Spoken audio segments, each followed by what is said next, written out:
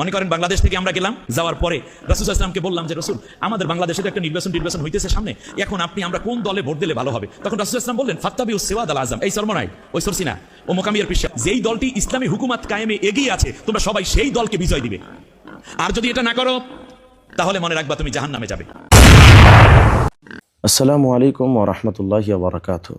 সুপ্রিয় দর্শক, আপনারা এতক্ষণ পর্যন্ত একজন ভাইয়ের একটা বক্তব্য দেখলেন, যেখানে তিনি বড় জামাত তথা সাওয়াদুল আজম নামে বড় যে জামাতের কথা হাদিস শরীফের মধ্যে আসছে, সেই জামাতের ব্যাপারে তিনি একেবারে খাঁটি মেজদাক বানিয়ে দিয়েছেন জামাত ইসলামকে, এবং যারা এই জামাতের সাথে সম্পৃক্ত হবে না তাদেরকে জামাত বিচ্ছিন্নবাদী তথা তাদেরকে জাহান্নামীদের অন্তর্ভুক্ত করে দেওয়া হয়েছে। অথচ তিনি যে হাদিসের ব্যাখ্যাটা করেছেন, এই লোকটা হাদিসের ব্যাখ্যা সম্পর্কে তার কোনো ন্যূনতম ধারণা নেই। তিনি এই হাদিসের কোনো ব্যাখ্যা সম্পর্কে জীবনে তো লেখাপড়াও করেননি, অথচ এমন ভাবভঙ্গি নিয়ে কথা বলে মনে হয় যেন তা আল্লামাতুদ দাহর বা বিদ্যাসাগর।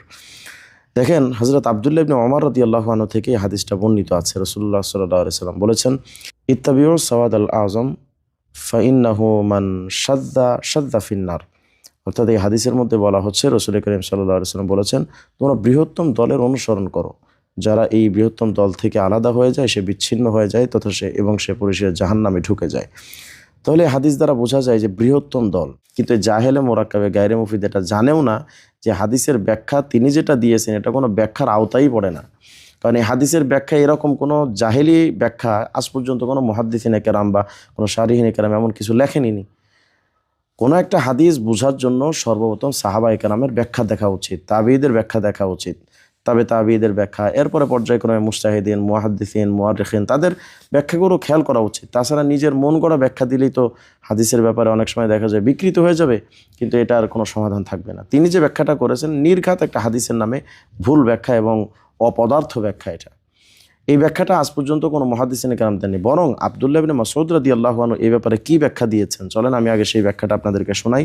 ইলামুল মুওয়াক্কিঈন আন রাব্বিল আলামিন কিতাবের 5 নম্বর খণ্ডে 388 নম্বর পৃষ্ঠার মধ্যে আব্দুল্লাহ ইবনে মাসউদ রাদিয়াল্লাহু আনহুর ব্যাখ্যা এসেছে এই হাদিসের ব্যাপারে যে, ইত্তাবিউ আস-সাওয়াদ আল আজম, অর্থাৎ বড় জামাত বা বৃহত্তম দল বলতে আল জামাআতু মা ওয়াফাকাল হক ওয়া ইন কুনতা ওয়াহদাক। আব্দুল্লাহ ইবনে মাসউদ রাদিয়াল্লাহু আনহু বলছেন যে জামাত হলো সেটা যা হকের অনুকূলে হয়, যদিও সেক্ষেত্রে তুমি একা হও।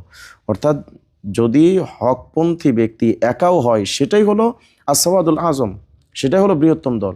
সাওয়াদ আল আজম মানে তাদের মধ্যে ডাক্তার আছে, ইঞ্জিনিয়ার আছে, এসপি হওয়ার যোগ্যতা আছে, অ্যাডভোকেট আছে। ইমাম ইসহাক ইবনে রাহওয়াই রাহিমাহুল্লাহ কি বলেছেন একটু চলেন আমি আপনাদেরকে দেখাই। আল ইআতিসাম খণ্ড 2 777-778 নম্বর পৃষ্ঠার মধ্যে আসছে।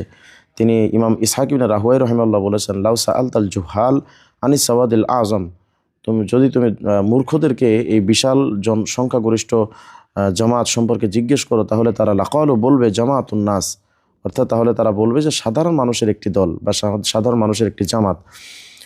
ওয়ালা ইয়ালামুনা আন্নাল জামা, অথচ তারা জানেই না যে জামাত হলো আন্নাল জামাতা আলিমুন মুতামাসসিকুন বি আসারি নবী সাল্লাল্লাহু আলাইহি ওয়াসাল্লাম ওয়া তারিকিহি, অর্থাৎ জামাত হলো এমন আলেম যারা নববী আদর্শকে, অর্থাৎ নবী সাল্লাল্লাহু আলাইহি ওয়াসাল্লামের পথ এবং মত আদর্শকে যারা অনুসরণ করে তারাই হলো সেই জামাত।